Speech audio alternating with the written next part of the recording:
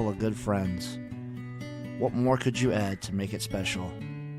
Well, I'll tell you what you can add. You can add shitloads of money, gambling, round robins, teasers. We have it all here on Brunch Betting. That's right. It's XFL Jim, Chase, Lupin Fiasco Sessions, and Erik Uncle Rico Magoo giving you the best sports plays you can find.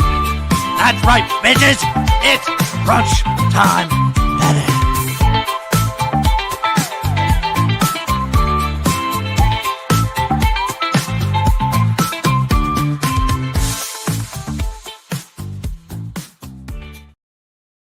What is up? Welcome to Brunch Time Betting. We are missing Jim, who's gallivanting the hotspot of Joplin, Mississippi today. But Chase and I are here to give you our best bets for the day. Chase, how you doing today, my man? I'm doing well. As always, we miss Jim. We miss Jim when he's not around. I miss Uncle Rico when I'm not around to do shows like I have been the last couple weeks. I appreciate you guys holding it down. Dude, you're doing daddy daycare, dude. So who's better at taking care of kids, you or Eddie Murphy? Eddie Murphy, hands down. Eddie Murphy all the way. He can at least make them laugh. My kids just think I'm a fucking idiot. So maybe this is inappropriate, but the guy in that isn't the guy from Curb Your Enthusiasm in that thing? Jeff Garland, yeah. Did you see the Curb Your Enthusiasm when he had a party and everyone thought he was Harvey Weinstein? Yes. Yeah. I mean, dude, that is one of the funnier episodes. I know that's totally random, but one of the funnier episodes. Dude, big horse race going down in the Derby, dude. Have you ever been to the Derby, the Preakness, or anything like that, my friend? I have not. So my biggest racing day I've ever been to is like an Arkansas Derby, and just based on how like busy that gets, like I'm a crowdophobe. Like I hate going into big crowds and that. Like I don't like people like touching me all the time. And so I think like if I go to one of those things, I need to be like as VIP as it gets. Like I don't need the common people rubbing up against me. As VIP as it gets. Have I ever told you my little story about the Preakness, my friend? You have, but I'd gladly hear it again. So we went to the Preakness and we're looking for some place to park. Couldn't find a place to park. We're going up to it. There's like a sign that says $5 to park in our lawn. Fucking we park in the lawn. It was a graduation for the first person in the family to graduate or whatever. Son of a bitch, dude. I make friends, Chase. Me and my boys, dude. We're in the backyard. We're getting plates. We're drinking. We're meeting with the family. Being one, we then go to the Preakness. This was when I was in my youth, when I was in my 20s, where I was a lot younger. We're in the field. I'm pretty sure I saw a man die. With a big flagpole. This guy climbed up it and he just fell. I just heard a thud. So I'm pretty sure, I don't know if he's dead. I have no idea what happened to the guy. I participated in the porta potty races. I didn't fall, but I didn't win either. Yeah. Did you get just beamed with a beer at any point? Because people throw beer at you while you're doing it. Oh right? Yeah, dude. I hate when people say I felt like I was the term war zone. I'm gonna say I felt like I was in an ultra-intensive snowball fight with rocks being thrown at me. I mean, Jesus Christ, dude. You want to talk about, what, it was awesome. The Derby, I've been to the Derby 3 times. I'm going to say this, hot take. Oats Day is funner. Yeah. That's Get all the ladies out. That's my hot take. It's less crowded. You can walk around easier. There's more women there. That's a big plus in my eyes. It's just all dressed to the nines too. Yeah. And Uncle Rico wore the pink, dude. It is what it is. It is what it is. So funny enough, you mentioned the Preakness. Have you seen the news about this year's Preakness? Isn't it at a different place? Yeah, so it's at Laurel Park because they've demolished Pimlico to rebuild it, which I don't think that shit's ever gonna happen. But they're capping the attendance at 4,800 people. Why? Because they hate horse racing. I don't know. It's insane. 4,800 people. Jesus Christ, dude. That is absurd. Absurd. 4,800 people. 4,800 people. What was your takeaway from Oaks today, my friend? In the Oaks, it was a good race. I was very high on the number 4 Counting Stars, who got kind of pinched in at the rail. I'm on a group ticket for the 2-day pick 6 that starts on Oaks Day, and we've hit all of our A's so far heading into today. So we're live on like all of our tickets at this point. So it was a good day of racing. I can't remember, for some reason, the name of the horse that won the Oaks escapes me right now, but the horse was the number 9. It was the number 9. I know that, but it looked like it had a lightning bolt just up its ass down the stretch and was flying. So a well-won race. Believe me, I've got you covered when it comes to that. It's all my picks except for my parlay is going to be Derby picks today. Oh, from the Derby undercard. All right. I don't have anything on the undercard. Don't have anything on the undercard. All right, let's go ahead. Let's jump right into it. We each have 3 bets. We got a juicy parlay, which I hope I loaded up here. Doing StreamYard from someone else's StreamYard, I'm always a little apprehensive. I don't want to mess anything up. You know what I mean? My StreamYard, I'm just like, throw it in there. Whatever fucking happens. And also, can I vent for a little bit? Go for it. Me and my boy David, we do a live baseball show, which is great. You know, baseball show. People have been tuning in. It's been great. Thank you for everybody. You know, and I always have I have my 2 screens, and I have the YouTube from my screen playing right here in case like one of us freezes, I can tell or whatever. Immediately it popped up. It's been taken down for a guidance violation. Oh. Hello? We've been doing this 4 weeks in a row. Nothing has changed. There's 1 million people on YouTube doing the same thing. Yeah. What? Hello, good sir. Yeah. I'm not a fan of that. Not a fan of. I'm also not a fan of how it's May 2nd. I have the fucking heat on in my house and it's 32 degrees in Chicago. Not a fan of that either. But I regress. Go ahead. What's your first bet, my friend? So what I'm going to do is I'm going to work my way backwards here from trifecta to exacta to my best bet in the Derby. And so I'm going to start off with my trifecta here. I'm just going to box it. I know, and I usually come in here and I'm like, okay, you put these 2 horses in first, and then you roll these 4 horses in second, then you put 1 horse in third because I'm a fucking idiot. And so instead, I'm just going to give you 4 horses to box in a trifecta for the Derby.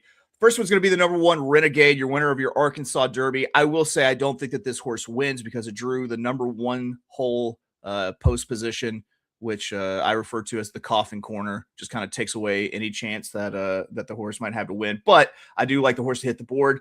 I'm going to use the emotional heartstrings horse, the number 8, So Happy, who I think has a good shot, looked really good in the Santa Anita Derby. The 14 Potente, who's a little bit of a wise guy horse, got a little bit of steam that I think could maybe go out and steal it on the front. And the number 15, Emerging Market, who won the Louisiana Derby and could come from off the pace. So that is a trifecta. 1, 8, 14, 15. Uncle Rico, back to you.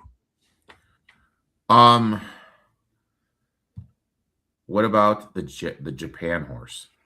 I like it. So I'm going to have a win bet on Dan and Bourbon, the number 7, in this race, because you can ask Uncle Rico. I've been touting Japanese horses to win the Kentucky Derby for so long that if it wins this year and I don't have a win bet on it, I'm going to drive my car into a goddamn bridge embankment. So, I think it's worth a win bet.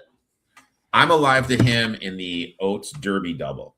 So, nice. You know, I'm just rolling with that and, you know, seeing what's going to happen. My first bet, I'm going to the hardwood. I'm going to take the 76ers and Boston Celtics under 106.5. I talked about it last night on Diamond Bets. Sometimes you don't overthink it. You just ride the trend. Game 7s in the NBA playoffs, extremely profitable betting the first half under, hitting at 61% of the time, nearly a 16% ROI. And it makes sense. These teams know each other inside and out. This is their 7th straight game playing against each other. And when you factor in the regular season, some of these matchups is over 10 games against each other. So there's no surprises left, just adjustments, tighter execution. This series already 5-1 to the first half under. On top of that, Joe Mazzulla, the coach of the Celtics, 59.3% to the first half under with a 13% ROI. Everything lines up here. Slower start, feeling out process, defensive tendency, nerves, trends, everything. Give me under 107.5 for the first half under in the Celtics and the 76ers. There's this one kid, I don't know his name. For the most part, I think he's a fucking moron. But he's a 76ers fan, and he's been posting these videos with the fucking Rocky theme in the background. Mm-hmm. Kind of fucking funny, dude. I don't know the kid's name off the top of my head. I think he's a fucking moron, but this shit's funny. But Quick question. Have you seen, I want to say it was on Instagram, but it's a super cut of people yelling at people during their before they shoot a free throw, and they yell, "That's my man!" And then the person misses the free throw. Oh, dude, I was at the Big Ten tournament. There's these guys in front of us doing it. It was fucking hilarious.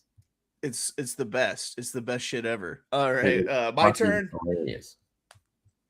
All right, so here we go. I'm funneling this. Like I said, I funneled. So we started out wide with the trifecta. Now I'm moving down to the exacta, where I'm gonna use 3 horses. Those 3 horses are gonna be that 8 So Happy, the 14 Potente, and the 15 Emerging Market. Listen, I have one horse that I think is going to be my top pick, but it's not the 14 Potente. But I'll tell you what. There's a hot take that I saw that I think might be correct, which is that the rail was dead in the Santa Anita Derby, which is the race that Potente came out of. And he still ran a really good race to finish second against So. If the horse gets out there on the lead, it might be kind of like a Medina Spirit authentic sort of situation where you have a Bob Baffert speed horse that can just run faster than everyone else for a really long time. So I kind of like Potente as a like a wise guy win bet. But I'm going to box those 3 horses. I'm tossing Renegade out, who was in my trifecta, boxing So Happy, Potente, and the 15 for Chad Brown Emerging Market in my exacta.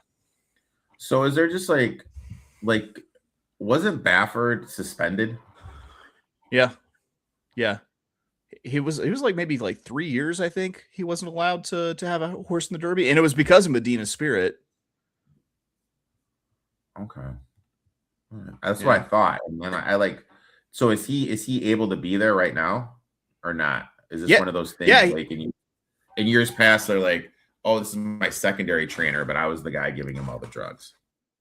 Right. No, he's back on site. Like I saw a video of him like hobnobbing with Bill Belichick yesterday, which is funny because you have two maybe the biggest cheaters in their respective sports just hanging out together laughing. No, yeah, he's allowed completely back. He was back last year. It's funny though, he hasn't really performed since he's been back. Like he also hasn't really had the same caliber of horse, but like part of you makes me be like, maybe he's not juicing them up at the Kentucky Derby anymore.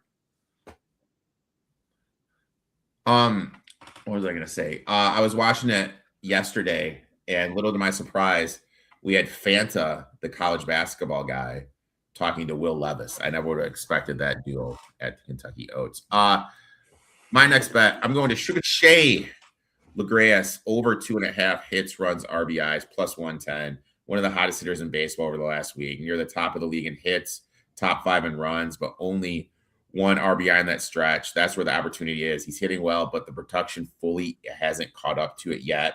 I think this is a classic positive regression spot. He's facing Sinoli, who throws a cutter 30% of the time against that pitch. Sugar Shea, 286 batting average, 345 expected batting average. And when you look at it, his slugging percentage is 286. His expected is 623. So he should be doing better against this pitch than he already is. That tells me he's been lucky. He's due for a breakout at home. Phenomenal. 311, 446 OBA, 509 slugging percentage. Everything points to a strong performance here for my boy, Sugar Shea. Next bet, my friend. Sugar might be one of the best nicknames in sports. Like if you get Sugar attached to your name, like I think that means you're probably pretty good at what you do. My next bet is going to be my best bet for the Kentucky Derby. We've reached the bottom of the funnel. This is going to be my win bet. The horse I feel that I think it warrants the biggest win bet of the day. And it's going to be the number 15 emerging market for Chad Brown, your Louisiana Derby winner, who in the stretch at the Louisiana Derby, not only like dug in and beat Pavlovian, who is another horse that is in this field. He overcame a big bump and being forced out wide. And so what I think happened was it affected the speed figure. So he won his debut race, put up a 97 buyer. He runs his second race, which is the Louisiana Derby, and runs a 90. So he regresses there. I think he's going to take a big step forward. But the regression might have come from that bump in the stretch that he got from Pavlovian. So I really like the horse. It's only run 2 career races. This will be the third.